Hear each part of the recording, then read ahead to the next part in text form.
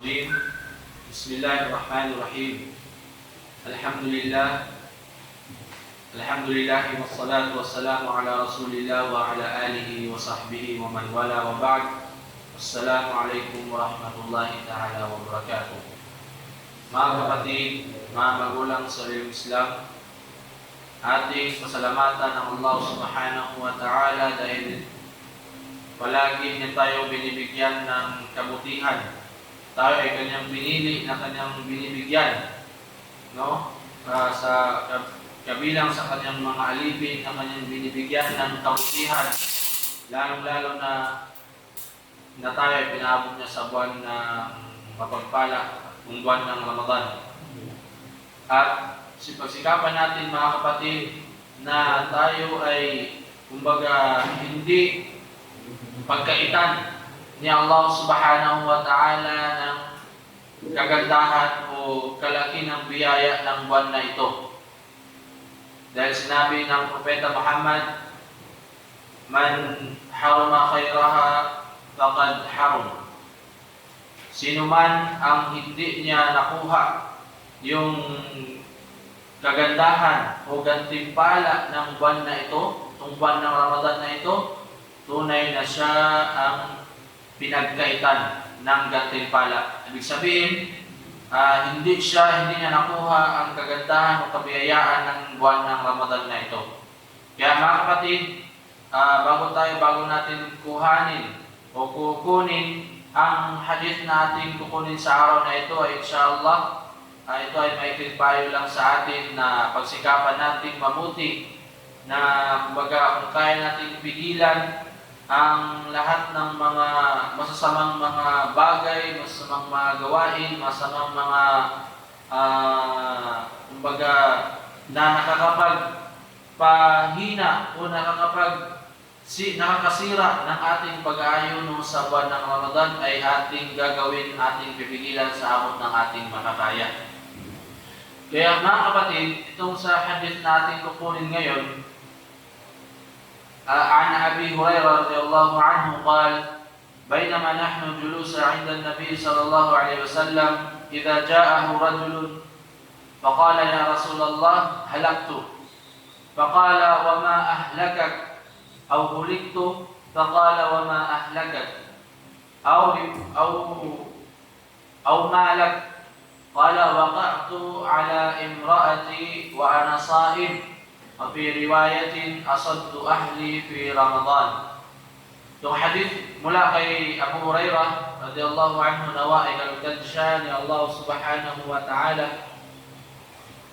Siya ay nagsabi, nung kami ay umupo, kami ay kumbaga nagtipon-tipon kasama si Propeta Muhammad sallallahu alaihi wasallam, may isang lalaking dumating at siya ay nagsabi, "Iusugo ng Allah. Usugo ng Allah, ako ay napinsala." Sabi niya, ako ay napinsala. At sinagot siya ni Propeta Muhammad sallallahu alaihi wasallam, "Bakit? Ano ang puminsala sa iyo? Ano ang nakapinsala sa iyo?" Sabi niya, "Waqa'tu ala imraati." Sa araw ng Ramadan, ako ay nakatabi sa aking asawa. Ibig sabihin, siya ay nakapagsiping kasama ang kanyang asawa. So alam ng tao na ito na kung ano ang kabayaran. Alam ng tao na ito na ano ang kabayaran, kaya pumunta siya kay Propeta Muhammad sallallahu alaihi wasallam na kumbaga sinumbong niya kung ano ang nangyari sa kanya. "Halaktu aw huliktu ya Rasulullah." Ako ay napinsala o uso ng Allah. Ako ay nagtabi kami ng asawa ko sa araw ng Ramadan.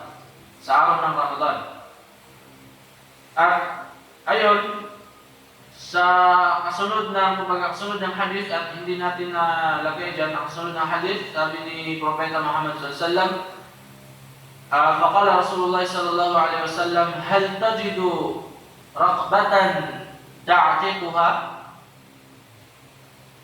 Ikaw ba ay kumbaga nakahanap o meron ka bang alipin para iyong mapalaya? Para iyong mapalaya? Sabi niya, hindi, iusugo ng Allah. Wala. Sabi niya, kaya mo bang mag-fasting? Kaya mo bang mag-fasting ng 2 buwan na sunod-sunod? Sabi niya, hindi ko kaya ya Rasulullah.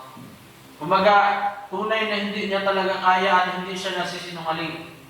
Kasi alam ng Propeta Muhammad SAW kung ito ba ay nagsisinungaling o hindi.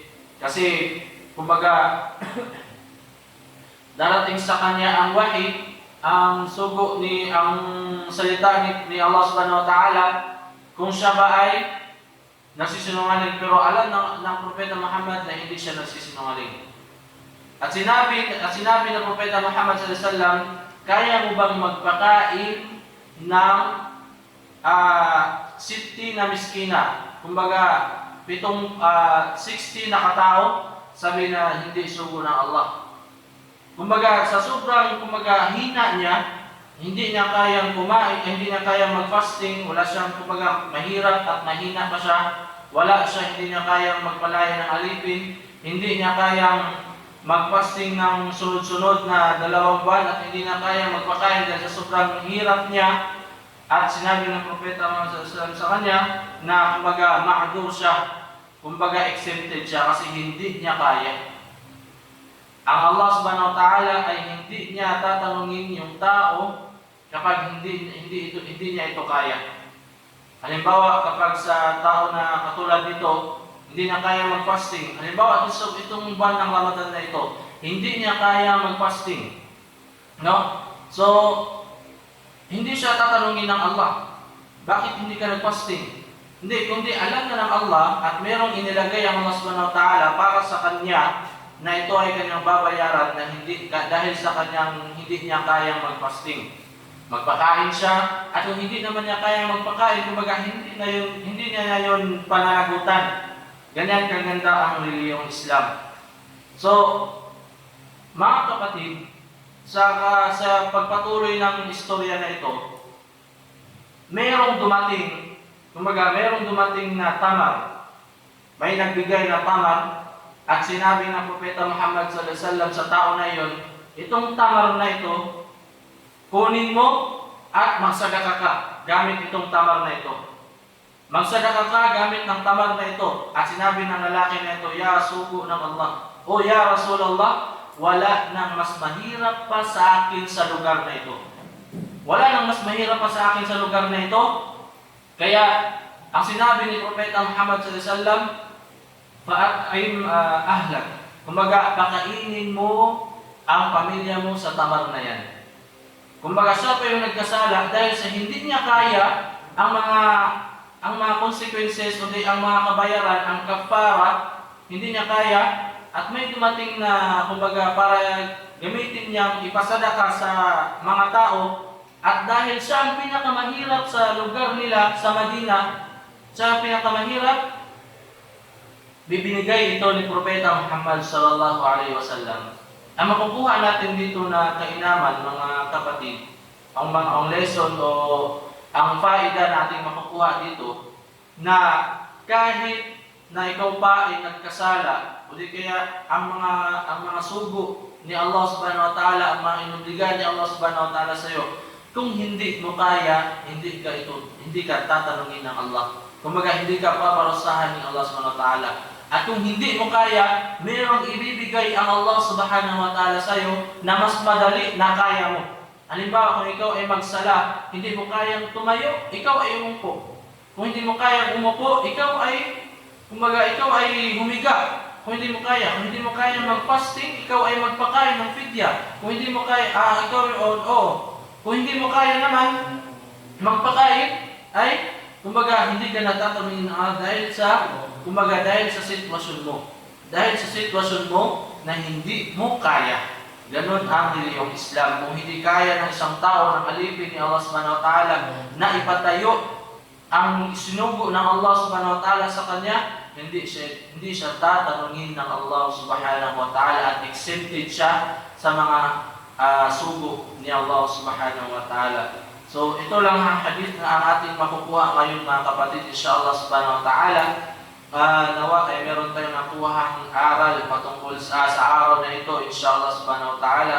At ito ang goal natin, no? kahit hindi sa buwan ng Ramadan, i-goal natin sa ating sarili na araw-araw ay meron tayong makuhang kaalaman kahit na kunti patungkol sa ating din, patungkol sa ating relihiyong Islam. Hanggang dito lamang. Sallallahu ala nabiyina Muhammad wa ala alihi wa sahbihi ajma'in wa akhiru da'wana anil hamdulillahi rabbil alamin. Assalamu alaikum